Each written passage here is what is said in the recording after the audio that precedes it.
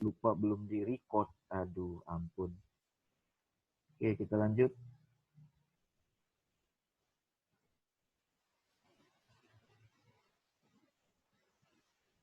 Nah, jadi originalitas ada dua, originalitas terhadap metode dan originalitas terhadap masalah ya. Nah, kalau originalitas terhadap masalah, artinya bagaimana memecahkan suatu masalah yang orang lain belum pernah mengerjakan sebelumnya. Nah, ini bedanya di poin satu strip pertama ini. Kalau di sini orang lain udah mengerjakan masalah masalah yang sama yang Anda kerjakan itu orang lain udah pernah ngebahas, tapi metodenya berbeda dengan metode yang Anda pakai. Nah, kalau original masalah, orang lain itu belum pernah ngebahas masalahnya. Baru Anda yang ngebahas, ya kan? Nah, kemudian dilihat dari model penelitiannya, kontribusinya ada pada penemuan masalah baru. Kalau ini kontribusinya ada pada method improvement, ya, artinya pengembangan dari metode yang dipakai, jelas dong sebelumnya pakai metode A, Anda pakai metode B, masalahnya sama gitu kan.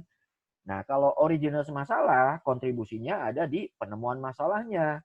Artinya Anda menemukan masalah yang baru. Ah, itu dia. Ini menurut Dawson, ya, bahwa yang namanya originalitas penelitian ada dua, terhadap metode dan terhadap masalah.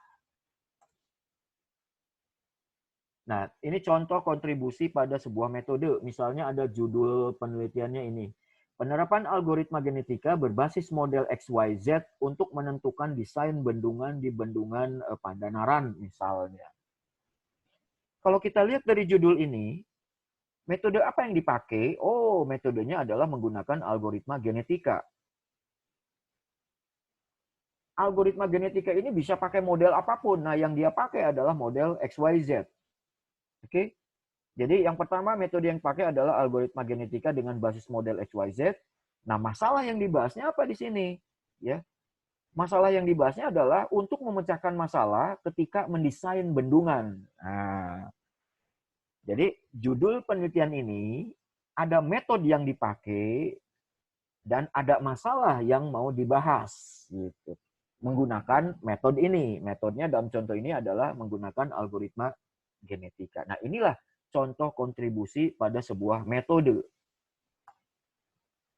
Sedangkan contoh yang lain yang kontribusinya pada masalah, misalnya judulnya ini. Penerapan algoritma genetika untuk menentukan desain bendungan dengan parameter tinggi, lebar, dan dalam di bendungan Pandanaran. Anda perhatikan, ya, dengan slide sebelumnya, yaitu kontribusi pada metode, sedangkan yang ini pada masalah. Pertama, yang sama apanya? Objeknya adalah bendungan. Bendungannya sama lagi di Pandanaran. Ya. Tapi, ya, terus metodenya sama nggak? Sama, menggunakan algoritma. Ya. Tetapi di sini di masalah ini dia tidak seperti sebelumnya itu pada kontribusi pada metode dia algoritma genetikanya menggunakan basis model XYZ. Kalau ini nggak pakai.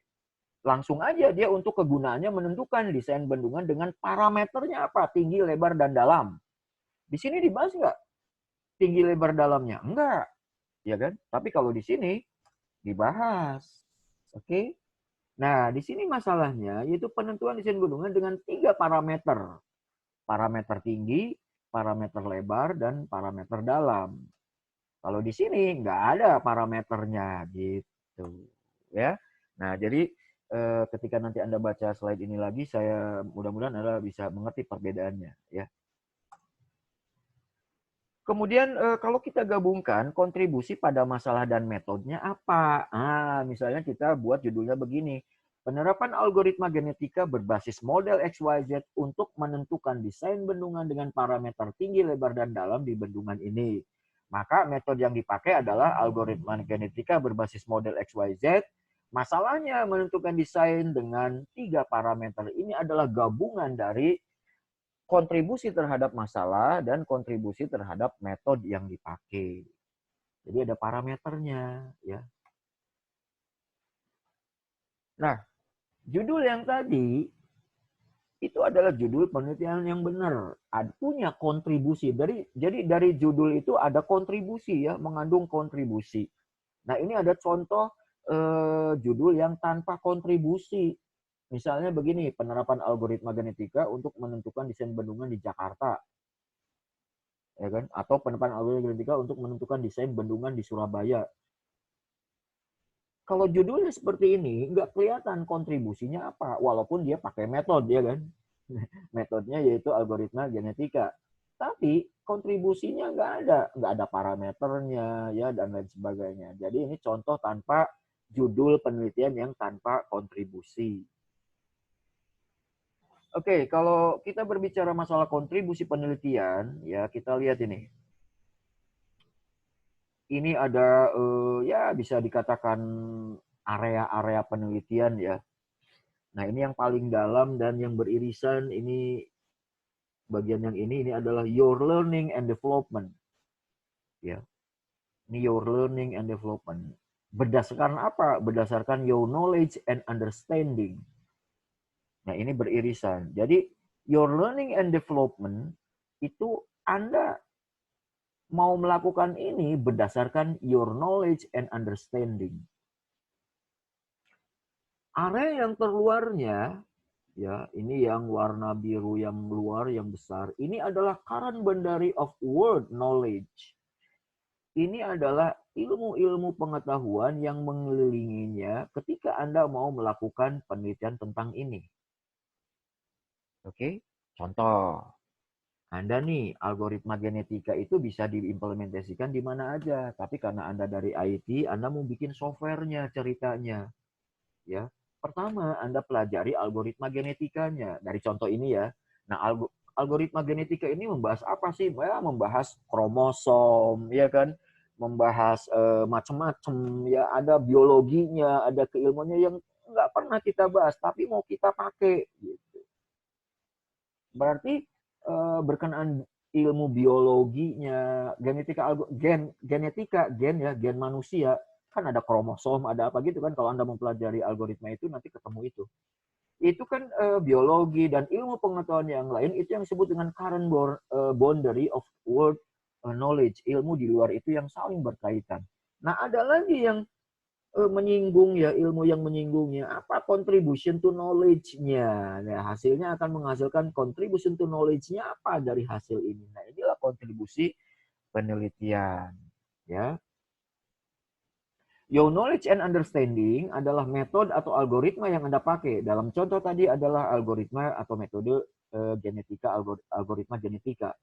Your learning and development, apa yang mau Anda bangun, yaitu tadi contoh tadi, membuat agar bisa apa? Untuk menentukan desain bendungan dengan parameter tinggi, dalam, dan lebarnya. Ya, your learning and development-nya. Kemudian keilmuan apa yang akan berhubungan dengan Anda di luarnya. Ini penting banget.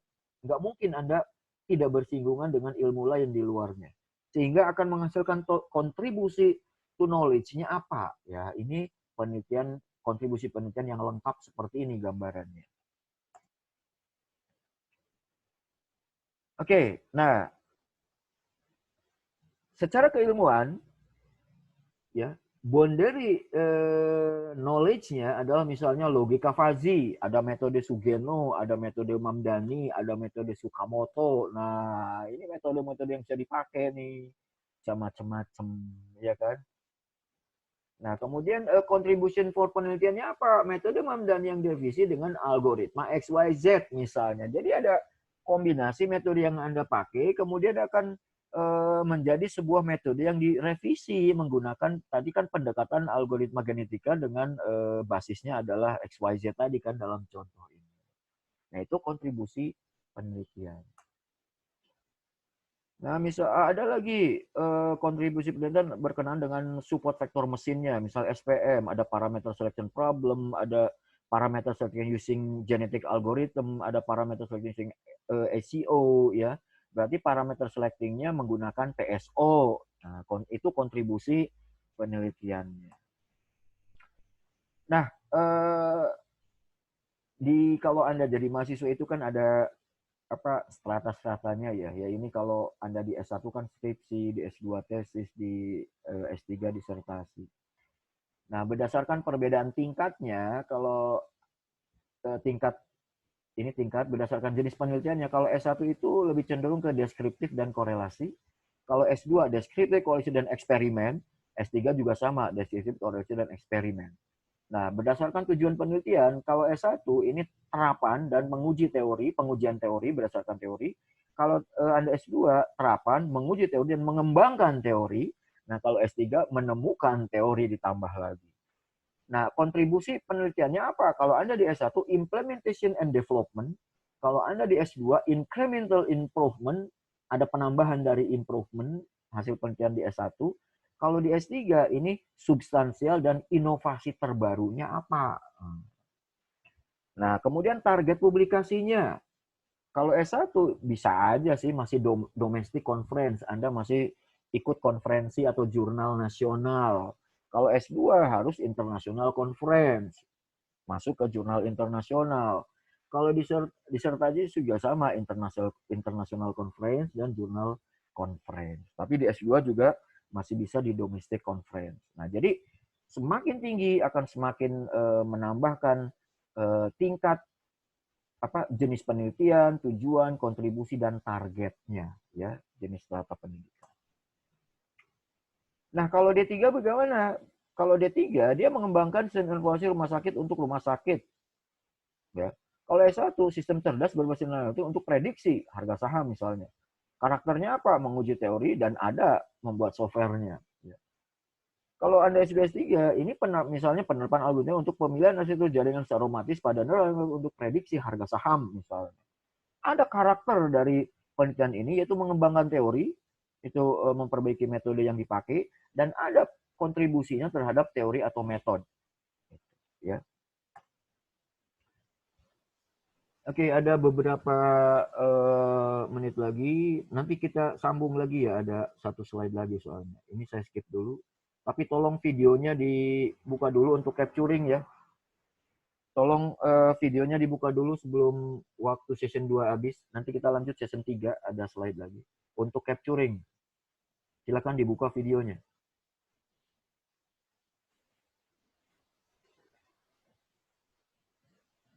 Arman, Muhtar, Habibi, Julfikar, Hari, Andre, Rizky, Gagan, Aditya, silakan dibuka. Noni, oke. Arman belum. Siapa lagi ini? Noval udah. Iqbal. Ya, Pak. Oke, silakan dibuka semua. Oke, siap ya. Untuk yang slide 1 dulu nih. Oke, lihat ke kamera dulu. 1, 2, 3. Oke, sebentar.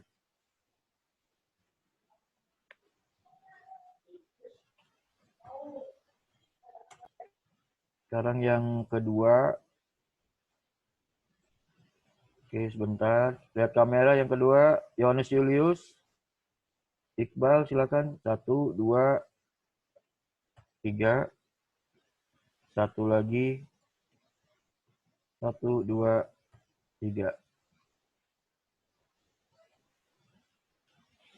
Oke, saya baca chat dulu. Oh, Putri nggak bisa kirim. Kalau ada pertanyaan silakan di chat room ya. Silakan di chat room sambil Anda mendengarkan kuliah saya. Silakan kalau ada pertanyaan di chat room. Karena nggak ada pertanyaan, saya lanjut. Nanti ada break sekali lagi dan kita lanjut di sesi yang ketiga yang terakhir ya. Nah, berikutnya adalah saya melanjutkan di penelitian bidang ilmu komputer itu contoh-contohnya apa aja sih? Oke, ya. Oke, sekitar 4 menit lagi nanti close untuk saving video sesi kedua, biarin aja ya. Nanti kita sambung lagi. Kira-kira penelitian bidang ilmu komputer apa aja? Oke, kita lihat nih contoh-contohnya. Tadi kita udah mempelajari ranah keilmuan di IT itu apa aja? Ada information system, ada computer science. Nah, ini yang lebih lengkap lagi ada di sini nih. Ada research area coverage di bidang IT itu apa aja? Anda bisa baca slide ini, konten ini di e-booknya Pak Zainal Sibuan. Udah saya upload, Anda tinggal download. Ya. Nah, ini adalah research area coverage bidang IT ya. Anda perhatikan, ini ada 1, 2, 3, 4, segi 6, di mana ada 6 segi 6 yang paling dalam, di tengah, dan yang paling luar. Yang paling dalam ini adalah topik intinya nih. Kemudian di luarnya ini adalah topik kolaborasi. Dan yang ketiga ini adalah hubungan antar topik, yaitu inti dan kolaborasi. Perhatikan baik-baik. Topik inti Anda ini adalah topik-topik yang bisa Anda ambil berdasarkan keilmuan di IT. Misalnya topik intinya adalah tentang model produk. Anda berminat tentang metadata, Anda berminat tentang open source, ya, open system, ya. Misalnya Anda bikin Linux, misalnya Anda tertarik. Anda berminat di misalnya ini sistem informasi, ada standar atau di SCN, ada standar ICT, kemudian ada topik intinya tentang ilmu pengetahuan, topik intinya tentang proses bisnis, topik intinya tentang logistik informasi dan life cycle, ya. Kemudian ini ada irisan-irisannya nih. Ada pengetahuan tentang manajemennya, ada pengetahuan tentang pengambilan keputusan SPK yang Anda pelajari di mata kuliah SIM Pakar dan data mining mungkin ya. Kemudian ada tentang visualisasi, entah itu visualisasi informasi dan lain sebagainya. Kemudian di luar topik inti ini adalah topik kolaborasi, ya. Ya, ada otomatisasi, ya, ada e-bisnis, ada mobile business, ada tentang manajemen, diagram alir manajemen, manajemen kualitas, ya kan? Ada SPK juga ada dan lain sebagainya. Kemudian hubungan antar topik, ya. Kalau Anda mau ngebahas Anda berada di ranah hubungan antar topik, berarti Anda harus tahu inti dan kolaborasinya kan. Apa yang bisa Anda lakukan? Lakukan analisa tentang desain, tentang kepercayaan, perencanaan, e-learning, ya, isu yang berkembang, aspek sosialnya seperti apa, efisiensi energinya seperti apa. Nah, dari hubungan antar topik ini, maka akan keluarlah area research-nya apa.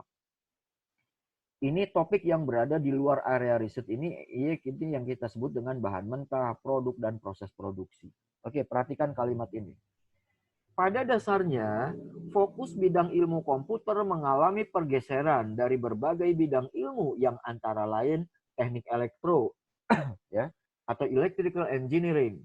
Ada computer engineering, teknik komputer, dan ada computer software engineering atau teknik rekayasa perangkat lunak komputer.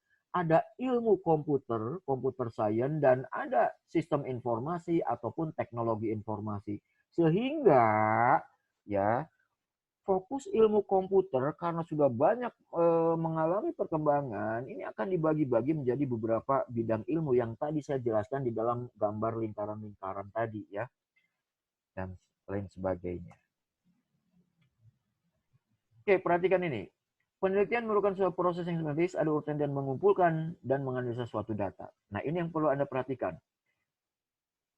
Perlu diketahui bahwa untuk melakukan suatu penelitian membutuhkan suatu keahlian khusus. Nah, contoh, kita bisa mengatakan bahwa seorang peneliti bisa melakukan proyek, tapi seseorang yang melakukan proyek belum tentu bisa melakukan suatu penelitian. Nah, kira-kira apa nih maksudnya? Kita lanjut dulu nih. Artinya, seorang